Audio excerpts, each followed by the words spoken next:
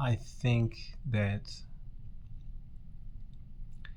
it's often seen that on one side you have capitalism of an economy, and the other side you have communism, or something like communism, something where you don't use money in interactions.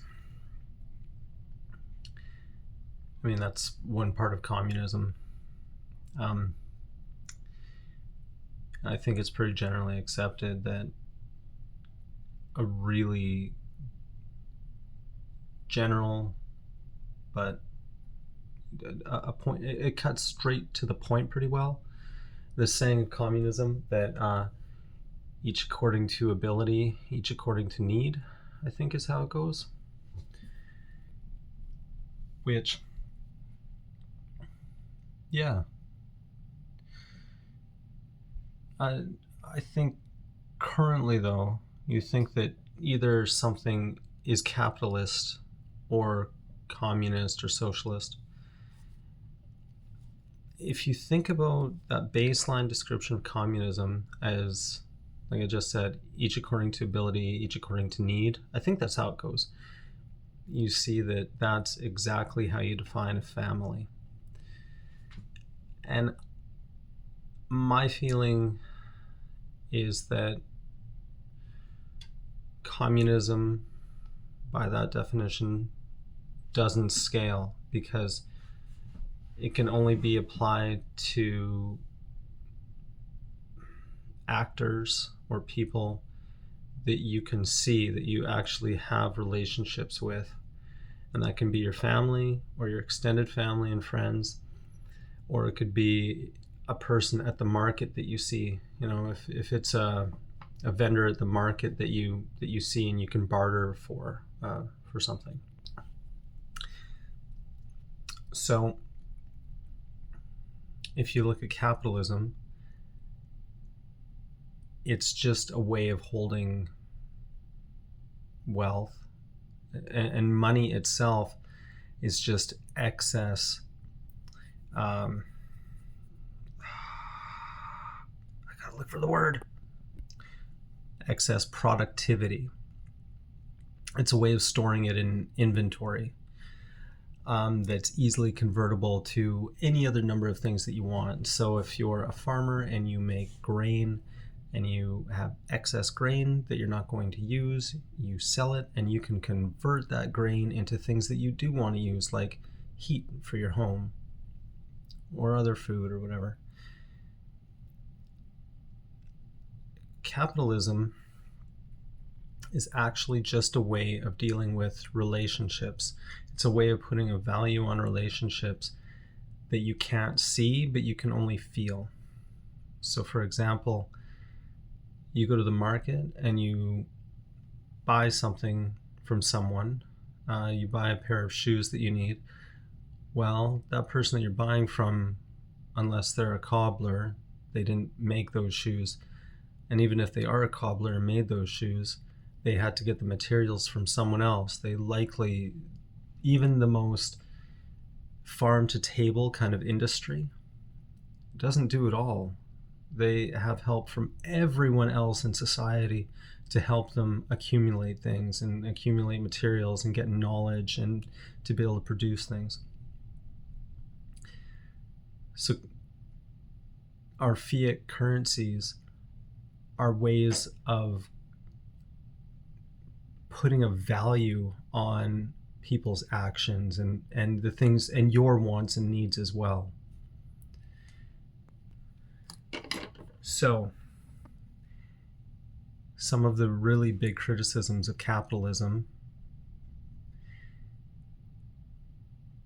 is that it can be short-sighted. People do things for immediate gains, as in over long-term prosperity of a society.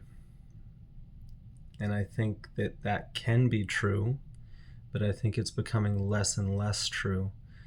You can think about 1980s Wall Street, where the Gordon Gekko thing is greed is good.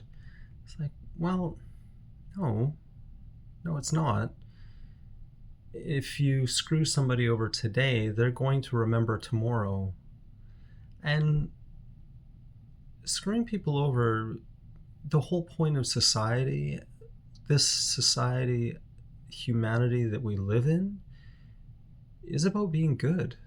It doesn't mean that you have to be like Mother Teresa, or like some genuine saint where you need to live in poverty and give away all of your possessions. What it does mean is that you can't be directly malicious to someone else. So that comes to a point of, like, I think a very widely accepted fault of capitalism that I think really doesn't exist the way that society maybe thinks that it does, is that war is more profitable than peace. And that's absolutely not true. It's not true in the short term. It's not true in the long term. I think if you look at the example of when the United States invaded Iraq in 2003, I think, that the United States thought that they would, I think, in a nutshell, be able to topple Saddam Hussein's dictatorship and install democracy, really, within a very short period of time. And with a bit of luck, that political system or the politicians involved in the new regime would be good to the people, as well as friendly with the American people and the rest of the world. This might be a big oversimplification, but I think generally it's somewhere along these lines. And what they found was, no, it's really difficult to change social norms with the tools that they used at the time. And that it's really, really difficult to change society with violence. So this critique of capitalism, I think for the most part, is an outdated critique that applied to the short-sightedness that we saw in the past. And the past doesn't have to be what maintains in our present. Like, it doesn't have to be carried forward to what we're doing currently. And I think generally it isn't. I think social norms change over time, and generally for the better, with a bit of luck for the better, as long as people are becoming more prosperous overall. So the whole point of this video was to say that communism and capitalism actually exist right now all the time.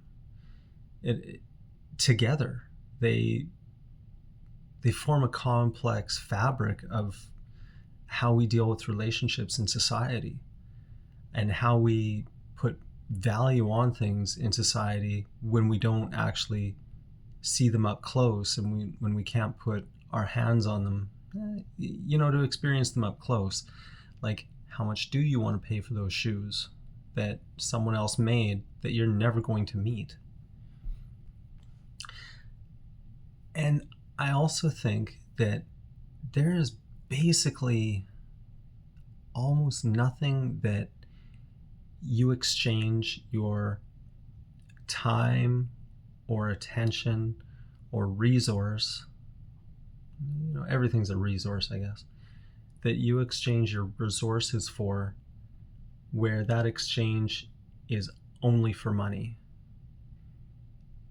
Think about anything you buy. It's important to you, like the cost of a thing is really important, but so are all the other things of that thing that you buy. Like, for example, the quality of it, or what the brand is known for, or if it's an ethical brand, or even if it's an ethical thing to buy. Think about when you get a job. Money is a huge factor, and I would say probably the biggest factor, but it's not the only factor. And while it might be the biggest factor overall, all those other factors in the aggregate could be much more important than just the bottom line of money. Think about your commute time, what the job actually entails, the atmosphere at the job, the working hours. Do you enjoy your boss? Do you have the ability to climb the corporate ladder or to excel in the company that you're at? There's a lot of things. Anyway,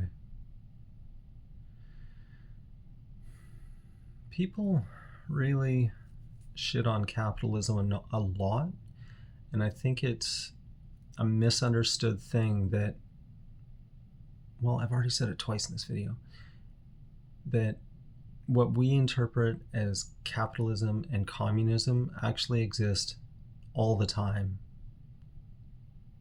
within everything that we do.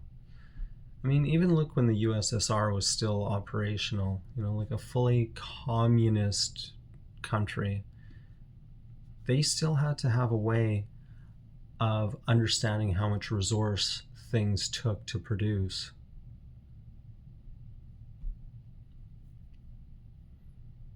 All right. Peace out.